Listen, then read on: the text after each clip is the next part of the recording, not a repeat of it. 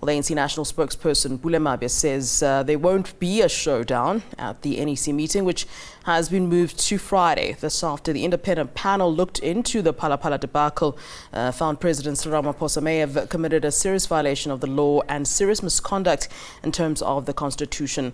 Mabe says that the party would meet and members would be given an opportunity to air their views formally on the panel's findings. We did not forgo the moral initiative. None of the ANC leaders have done so. We are meeting as members of the National Executive Committee to receive a report. After receiving a report and having deliberated, we will rise in that NEC with a position. It will be that position which we deposit out in the public. And that position will be reflective of the stand the ANC has taken on this matter.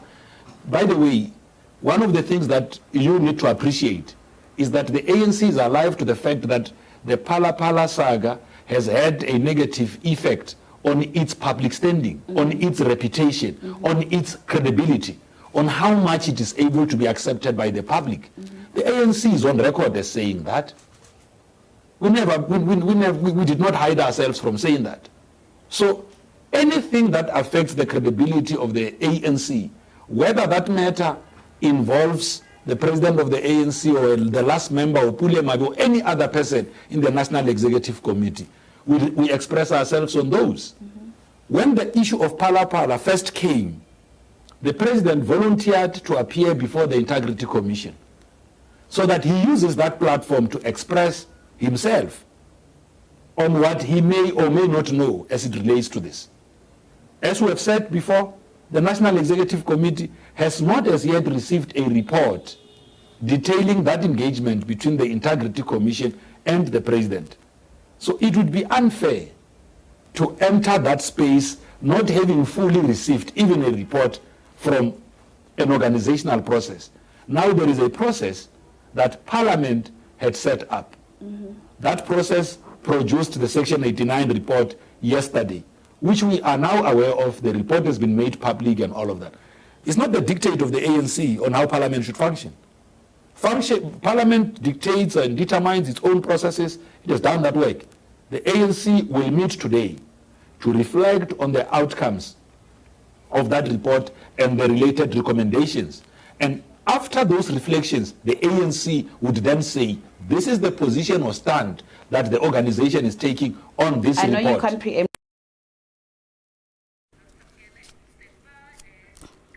All right. Well, as we continue then to get more reaction on the developments of the Phala Phala report, let's talk to MK veteran and former ANC NEC member Carl Niehaus. A very good afternoon to you, sir. Thanks very much for joining us here on SABC News. Good afternoon, Flo, and I must say I'm in quite a good mood today. I can see. Well, as MK veterans, you've welcomed what you've called the principled and courageous findings of the report by the Section 89 independent panel. What stood out for you in that report? For me, it was the importance of those findings right at the end, where all the issues that had been raised by the various opposition parties are agreed to by that panel. And they say, we find that Cyril Ramaphosa must have a serious, and they emphasize the serious in each one of those findings, case to answer. Now, Flo, the important thing is prima facie means that you have serious allegations against you which you now must answer to. And that means that Cyril Ramaphosa will have to be charged. Therefore, the National Prosecuting Authority and also the South African Police Service has a duty and a task to now bring the charges that they have been procrastinating about for the last 6 months against Cyril Ramaphosa, and the consequence of that, and there is no way around this, there can be no beating around the bush. The consequence of that is that Cyril Ramaphosa will have to resign as President of the African National Congress and subsequently also as President of South Africa. Now, we would like, as MKMVA, would like to call on Cyril Ramaphosa to fall on his own sword, to do the dignified thing. He hasn't been acting in a dignified manner about this issue at all. He's been trying to avoid accountability. Now he must do the dignified thing in order to save the African National Congress and also in order to save the embarrassment that has been caused internationally to our country. And therefore we call that whenever this NEC meeting of the ANC is going to happen, I first heard that it was going to happen as an emergency meeting tonight. Now I hear it's been postponed until tomorrow. Yeah. Whenever it happens, the NEC has one duty and one task, and they've done it before. They have removed 2 ANC presidents before. They know how to do it. They must now tell Cyril Ramaphosa, either resign or we are going to remove you as president. Yeah. You seem to believe that, judging from what you've said in your statement, that, the panel didn't reach this sort of conclusion easily. And I say that because it was referred to as being courageous, that independent panel did. Why did you use the word courageous? Do you believe that what they did was courageous? I mean, they certainly they applied their minds to it. Why would you have used that specific word, courageous? Well, you can see the kind of pressure that has been brought to bear on the judicial system in South Africa not to do the right things. There are many examples. Also, as I've already given you, the example of the procrastination to charge Cyril Ramaphosa. So for this panel, and there were many people who were cynical and said, well, they're going to finesse the situation, they're going to clear him.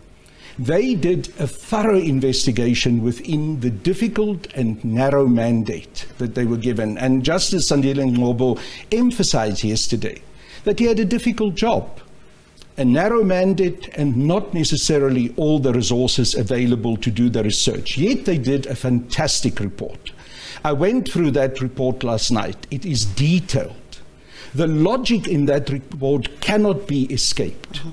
And it is evident when they say, we think that the evidence that President Ramaphosa gave must be taken with some kind of circumspection.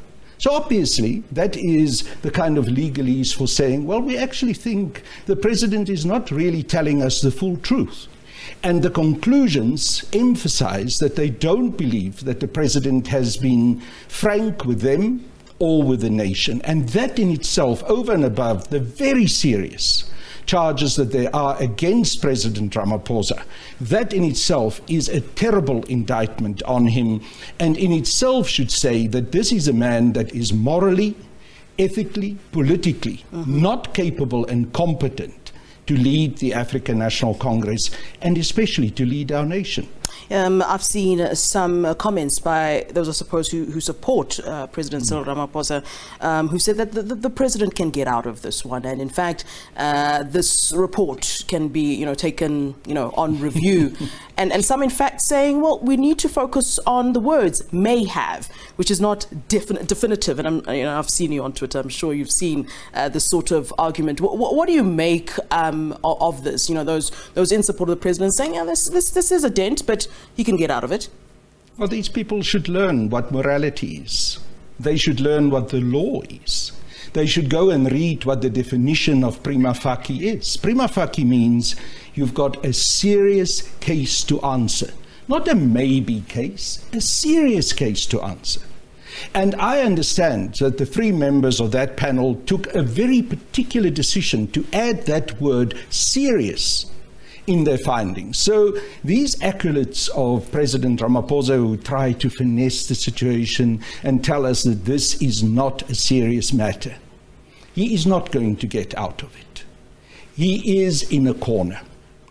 He cannot drag the African National Congress and our country with him into the gutter. He has to resign.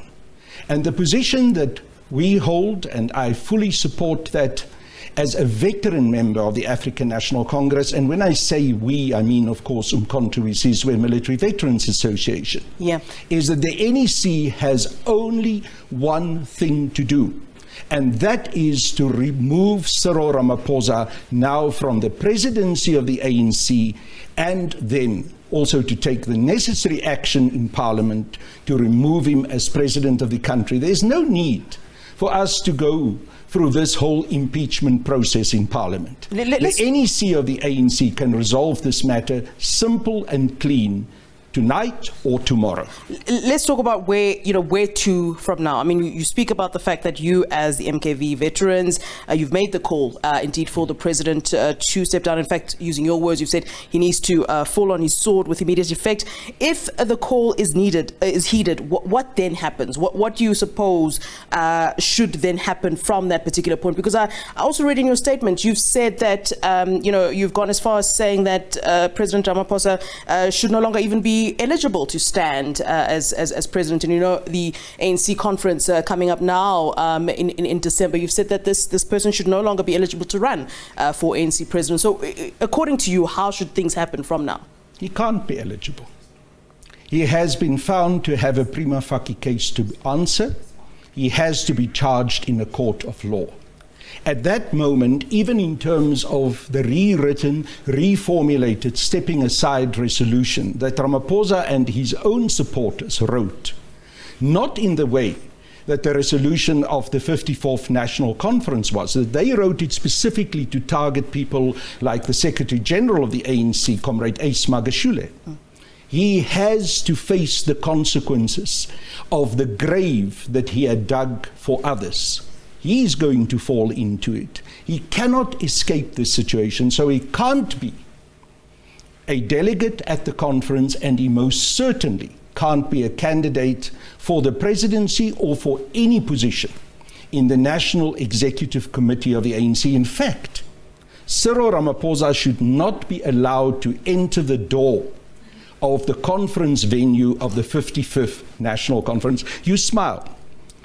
Other people have been prevented on the basis of flimsy charges, such as what happened with Comrade Ace Magashule, the so-called oversight charge. He couldn't even go to the policy conference.